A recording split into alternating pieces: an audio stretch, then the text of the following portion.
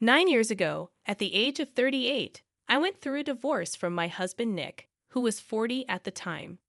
We had been married for 3 years, and he had been a good husband until a significant misunderstanding led him to leave me. Within days, he served me with divorce papers without giving me an opportunity to explain the truth. Hurt and bewildered, I didn't contest the divorce. I simply let him go.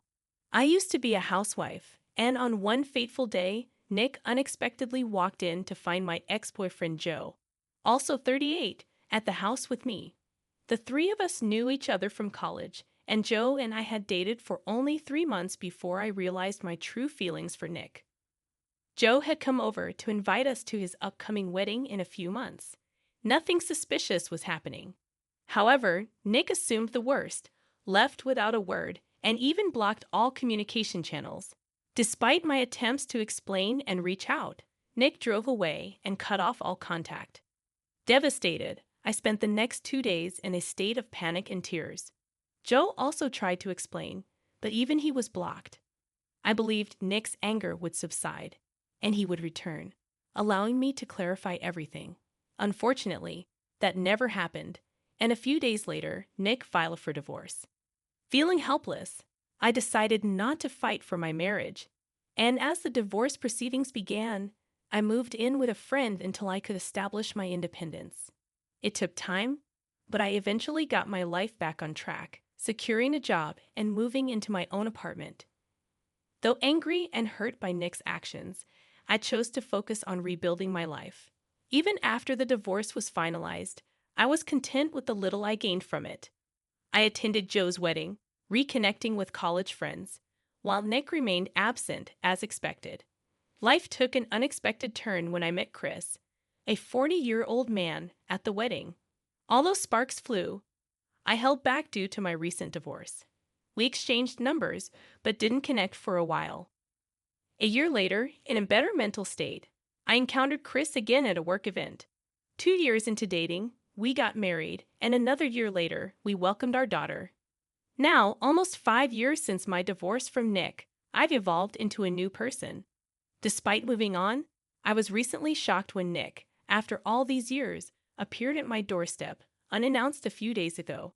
The impact of his unexpected return still lingers, leaving me in a state of disbelief. I never figured out how he managed to locate me, and truth be told, I didn't bother investigating later on. It was a weekend, and my husband and I were both home with our daughter when the doorbell unexpectedly rang. My astonishment peaked when I opened the door to find Nick standing there, holding a bouquet of roses, and smiling as if the past 9 years hadn't happened. Before I could fully process the surreal situation, he began explaining that a few weeks ago, he learned from a friend that Joe was married to someone else, not me. He claimed to have realized he had overreacted back then and wanted a second chance, asking for forgiveness. I was at a loss for words. The absurdity of him divorcing me over a misunderstanding years ago, without seeking the truth, was baffling. Now, after 9 years of silence, he believed he could waltz back into my life and ask for a second chance, the very thing he had denied me back then. Fat chance. While he continued talking, I stared at him in silence, contemplating my next move. I wanted to slam the door in his face, but that wouldn't suffice. So, opting for a more impactful response, I instructed him to wait and return to the living room where my husband and daughter were waiting. Without time for explanations, I scooped up my daughter, motioned for Chris to follow, and headed back to the front door. You can imagine the scene that unfolded. Nick was visibly horrified as I approached him with my daughter in my arms and my husband behind me. I smiled and informed him that he was a bit too late to request a second chance now, asking him to leave. After a brief moment of silence, he turned and hastily retreated to his car without uttering another word. Satisfied with my actions, I felt a sense of closure that had eluded me for years. Once he was gone, I sat Chris down, recounted the encounter with Nick, and we shared a good laugh over the audacity of his belief that I would take him back without question after what he had done to me 9 years ago. I couldn't fathom why he thought it was a good idea to spring this surprise on me without doing any research first. A glance at any of my social media accounts would have revealed that I was now married with a daughter. However, I suppose he couldn't access them due to my privacy settings. Even then, he couldn't have reached out to our old friends to find out what I was up to. Chris believes he's so self-centered that he assumed I would have waited around for him after he left, hoping that he'd come back someday. It sounds like a pretty accurate assessment of his character, even though Chris has never conversed with Nick. It's been a few days since the encounter, and I hoped he would leave me alone. Yet this morning, he messaged me on Facebook from a new account, expressing how hurt he was by my actions. He claimed he genuinely wanted to apologize for the past, but felt I had made a mockery of the situation. He still feels remorse for his past actions, but believes I owe him an apology for trying to humiliate him. AITA for what I did to Nick. Update 1. I decided not to respond to Nick's message. He didn't deserve even an ounce of my sympathy or forgiveness, let alone an apology. My husband was right. Nick assumed I'd still be waiting for him and would readily accept him once he was ready to come back. He had always been self-centered, a trait I had overlooked before marrying him. There were red flags I ignored, like his discomfort with me being around other guys, even just as friends. He convinced me to quit my job and be a housewife, claiming he didn't trust anyone else to take care of our home. Despite sacrificing for him, he didn't give me a chance to explain during the divorce. I always felt Nick was excessively jealous of Joe, my first boyfriend in college. Despite being loyal, he never trusted me. After our divorce, it took me a long time to recover and give love a second chance. Some say I jumped from one relationship to another too quickly, and perhaps it's true. However, I'm glad I took that leap of faith because now I have the best husband and a beautiful daughter. I won't apologize to Nick, but I do owe him thanks. If he hadn't left me, I might still be stuck in an unhappy marriage. Update 2. I discovered a couple more details about Nick. It turns out he had deleted all his social media, and for the past few years, he had been living and working in Seoul. Consequently, he lost touch with old friends, including those from college. He returned just a month ago, got in touch with a friend who knew about Joe's marriage but not mine, and that's how he ended up on my doorstep. It's still strange that he chose to approach me after almost a decade of no contact, but I've moved on from it. He hasn't messaged me since I ignored his last message, and I doubt he will. I also informed Joe about the incident, and he was just as shocked at Nick's audacity. My daughter asked about the man, but I didn't disclose the truth, stating he had the wrong address, which satisfied her curiosity. I don't plan on telling her unless she discovers it on her own, which seems unlikely. Update 3. After almost a week of no contact, Nick texted me again. I had forgotten to block him, which was my oversight, but I'm busy with work and not dwelling on it. In the text, he expressed a desire to meet, claiming he doesn't mind my husband and daughter and still wants to give our relationship another shot, insinuating that I'd be willing to cheat on my husband. This was ironic, considering he left me for that reason 9 years ago. I was disgusted by his text, blocked his number, and made it clear I wanted him to leave me alone. His delusional belief that I still have feelings for him is baffling, and I find his messages repulsive. Update 4.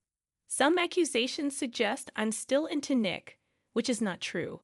I hate him, and I believe it's a natural sentiment given our history. I shared the text with Chris because I value honesty in my marriage, and I would never jeopardize it by engaging in any such behavior. I love Chris more than anything and would never knowingly let Nick back into my life. I acknowledge my habit of not checking who's at the door when my husband is home, and I'm working on changing that. Nevertheless, I would never intentionally welcome Nick back into my life. I have no desire to have him back in my life, so it's disheartening that people are making such accusations. I hope this clarifies things. Update 5. Nick showed up again, but this time, I didn't open the door without checking first. Thankfully, my daughter was out with my husband. I was caught up with work, and when I realized it was Nick, I told him through the door that he needed to leave and wasn't welcome anymore. Despite my clear message, he refused to listen. He informed me he was in town for a couple more weeks before leaving for another country, stating that this would be convenient for us to get together. I was appalled by his suggestion to cheat on my husband and gave him 3 seconds to leave. When he didn't take it seriously, I called the police and they had to intervene. My daughter wasn't present, but I immediately informed my husband, Chris, who returned within an hour to ensure my well-being. I felt a bit shaken by the incident, but I'm okay. I don't know how he found out where I live. The friend who informed him about Joe being married wasn't close enough to me to know my marital status or address. I feel uneasy and uncomfortable in my own home. I'm fortunate that he's here for only a few more weeks, and I'm relying on that to keep him away. However, I'm more concerned about my daughter's safety. While he doesn't seem dangerous yet, I wouldn't put it past him. Even during the police intervention, he begged for one chance, showing signs of delusion. My husband and I are considering increasing security measures and seeking advice from his uncle, who works in the police, to address this unsettling situation. Update 6. I discovered how Nick traced me. One of my college friends gave my address to Nick's old friend without asking me first. She apologized several times, but I'm still upset about the situation. I haven't heard from Nick since the police escorted him away, but we're contemplating moving just in case he lied about his stay duration. Chris, and I don't want to take any risks, especially with our daughter attending school nearby. The situation has left me feeling paranoid and anxious. We're still contemplating a move, and ironically, the only thing holding us back is our daughter's love for our home. She has been upset since learning that we might have to leave. Any tips on how to handle this are welcome. Meanwhile, we're trying to find a solution that ensures our safety without compromising our current situation. Update 7. Nick has moved to Canada, confirmed by multiple sources. He's back on social media, and I've blocked the new number he used to text me. In his message, he claimed he believed something could have happened between us the day the police were involved, but implied I was too scared. He expressed a delusional hope that I would realize I still loved him and that my husband was merely an obstacle. He even suggested adopting my daughter to demonstrate his devotion. I couldn't fathom such delusion, but at least he's gone. I'm relieved I no longer have to deal with this and that we didn't have to move. My daughter's happiness in staying in her beloved home is what matters most. Knowing we're not in danger has lessened my worries, although we're keeping security measures in place for added reassurance. Chris and I read Nick's final message together, finding it ridiculous that he still believed I would want him after seeing my family. I shared the text with Joe, who had a similar reaction. I'm still not speaking to the friend who gave Nick my address, as her actions were irresponsible and unforgivable. Regardless, Chris and I are planning a vacation to the beach, my daughter's favorite place, to let off some steam. These past weeks have been incredibly stressful, and I feel like I've earned a break. Thanks for all the love and support, and stay tuned for more stories from Argo Relationships. My mother's furious voice echoed through the house, commanding me to leave. The intensity of her anger was palpable, and she gripped a kitchen knife tightly in her hand. In her rage, she disowned me, accusing me of being a burden and not contributing to the household expenses. The irony stung, as I contributed more than half of my $3,000 monthly income to the family. Desperate to make her understand, I attempted to explain, but she remained obstinate, brandishing the knife as a chilling display of her frustration. Cautiously, I kept my distance, mindful not to provoke her further. My name is Catherine, a 29-year-old systems engineer at a major corporation. My journey into this career was inspired by my father's love for computers. Despite my successful career, a sudden turn of events shook our lives. My father, the source of my inspiration, suffered a subarachnoid hemorrhage, leading to immediate surgery. Although the operation was successful, the aftermath hinted at lasting effects, raising concerns about our financial stability without his income. While I dedicatedly juggled my demanding job and caregiving responsibilities, my mother's priorities shifted. Instead of offering support, she focused on my father's ability to return to work during his recovery. Witnessing his struggles, I suggested I take on the role of caregiver, but my mother dismissed the idea, citing her busy schedule. Returning home to care for my father, I found myself shouldering not only caregiving duties, but also the entire burden of household chores. Despite her initial claims of self-sufficiency, my mother had neglected the chores, leaving me overwhelmed with the responsibilities. Juggling work, caregiving, and household tasks became a daunting challenge. Meanwhile, my father, though physically weaker, expressed gratitude and apologized for the trouble. Undeterred, I reassured him and cherished the moments spent together. Despite my efforts, my mother continued to criticize, finding fault in my cooking and questioning my commitment as a daughter. Determined to address her concerns about my father's nutrition, I adjusted my approach, preparing smaller dishes to accommodate his changed appetite. After increasing the variety of dishes, my mom remained silent. A few days later, she complained that there were too many dishes in the meals, citing my parents' age and their inability to consume such quantities. She questioned my ability to save money, noting that I had been living alone until now. In response, I explained that I added more side dishes not because she instructed me to do so, but to prevent Dad from getting tired of the food and to stimulate his appetite. Mom accused me of having an attitude, as if she had been constantly nagging and undoing my efforts. Reluctantly, she moved to the sofa and demanded coffee.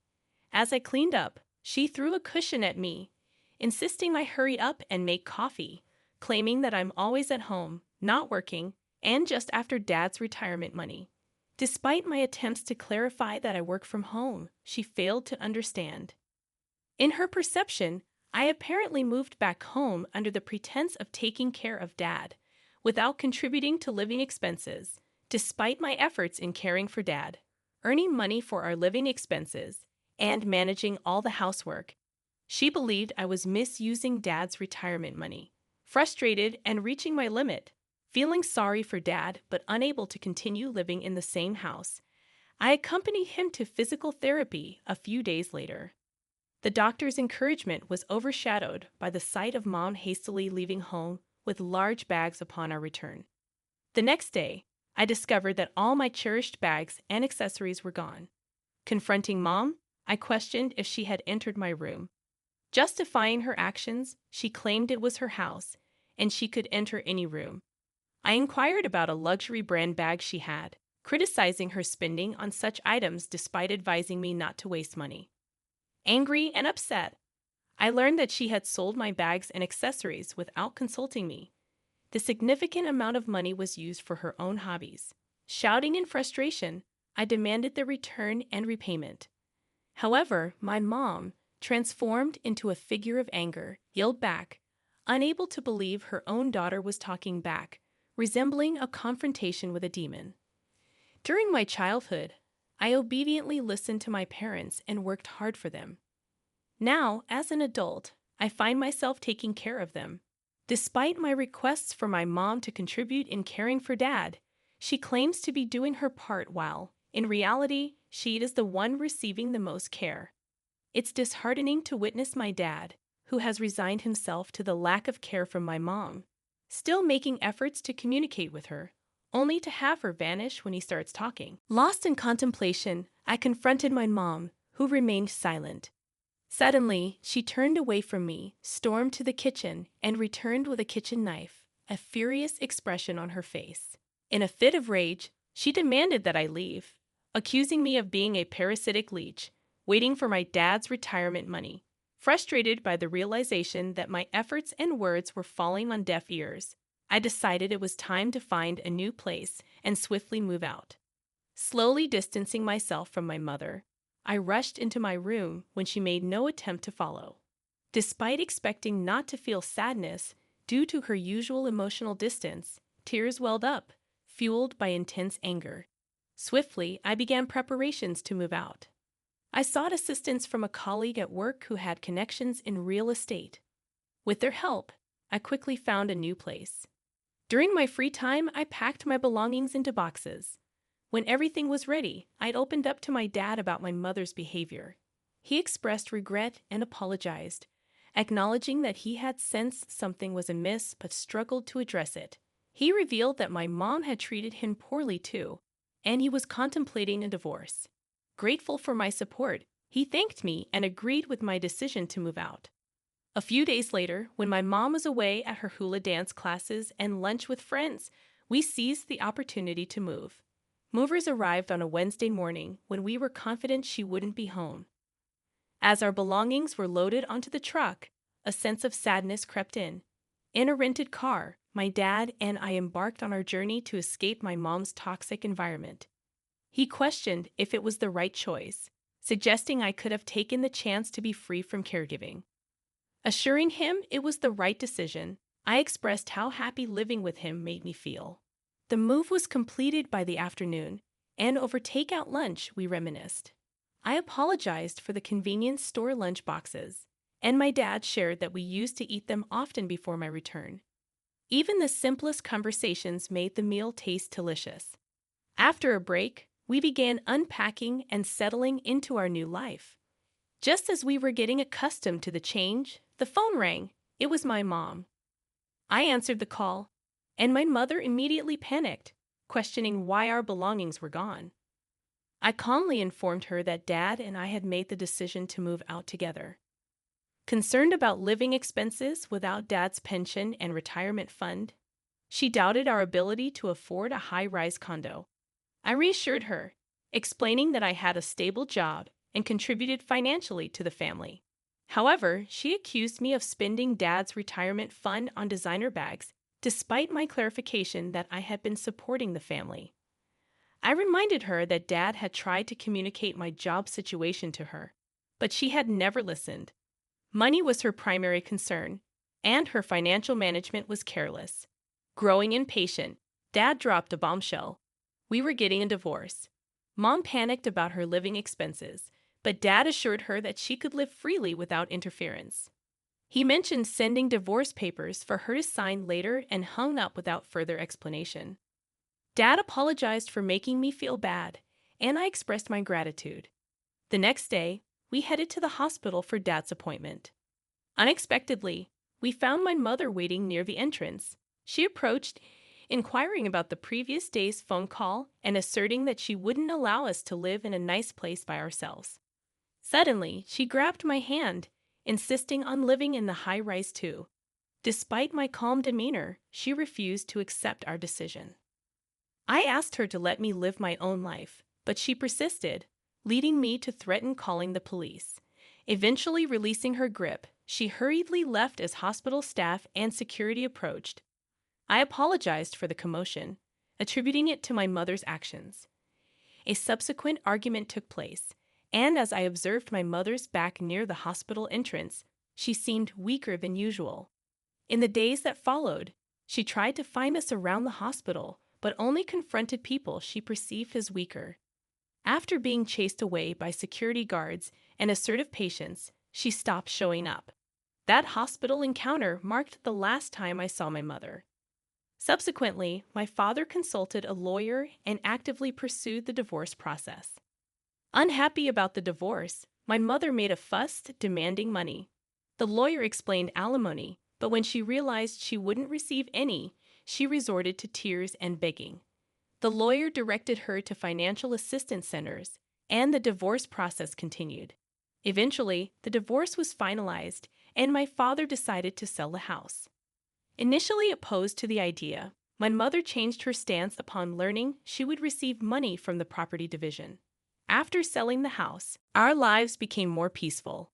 Juggling work, caregiving, and housekeeping, I found support in daytime caregivers, and Dad's condition gradually improved. One day, my mother called, requesting money. I declined, stating that I couldn't provide more and asking her to leave us alone. Despite changing my number to stop her calls, she persisted using different numbers. Later, I heard from mutual acquaintances that she was living in a small apartment, working part-time, and barely managing on her own. Dad, upon hearing this, remarked that she had finally learned to stand on her own 2 feet. Reflecting quietly, I admitted that he might have spoiled her too much. When I asked if he was happy now, he thanked me and apologized for the trouble life had caused me.